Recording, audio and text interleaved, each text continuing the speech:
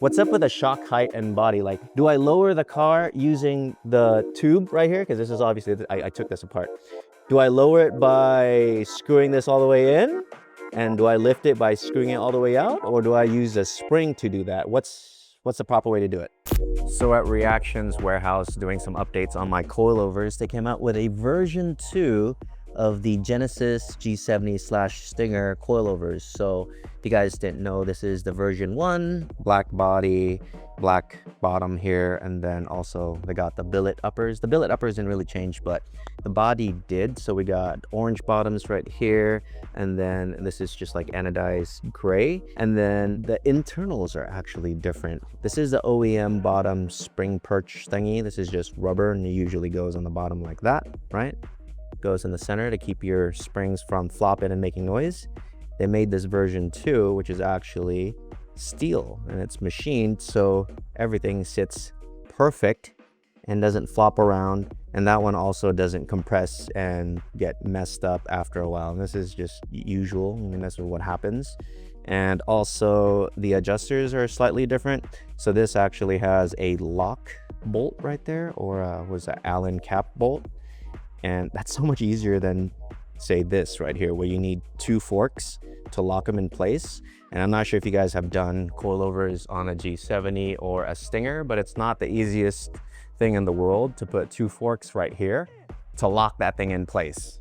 And yeah, setting the height on this is so stupid because it's like a Euro style, so it's divorced spring, meaning the damper itself, the shock body, is separate from the spring. The spring goes in the middle right here.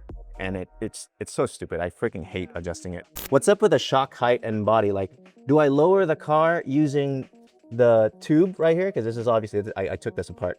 Do I lower it by screwing this all the way in? And do I lift it by screwing it all the way out? Or do I use a spring to do that? What's the proper way to do it? So on a divorce setup, all your height's adjustment onto the spring itself. You gotta let the spring do its job and control the vehicle weight. So you adjust the spring first. Okay. Once it's on the car, generally a good starting point is to get like a floor jack or compress that rear spring just so it's nice and snug. Then you'll adjust the shock body accordingly. So if you mount this one on the top, you have this one nice and loose, just adjust it so you could slide the lower bolt right in there.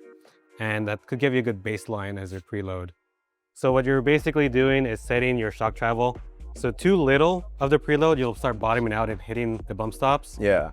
And too much preload, when you drop the car down, you're only going to use like the first couple inches or so of your stroke. Yeah. So you want to use the full thing, and that's where you start adjusting your shock body on the rear of these cars. So droop is like when you lift the car up like this, how much the wheel hangs down, and then, you know, that gap between the fender and the wheel, right? Correct. What's the proper droop? Every car is different. Shit. I believe for this Genesis, from ride height, you want about 50 to 60 mils of droop. 2.5 inch or so? Yeah. Of droop. If this is the top of my tire, you don't want it to be hanging down like a trophy truck like this.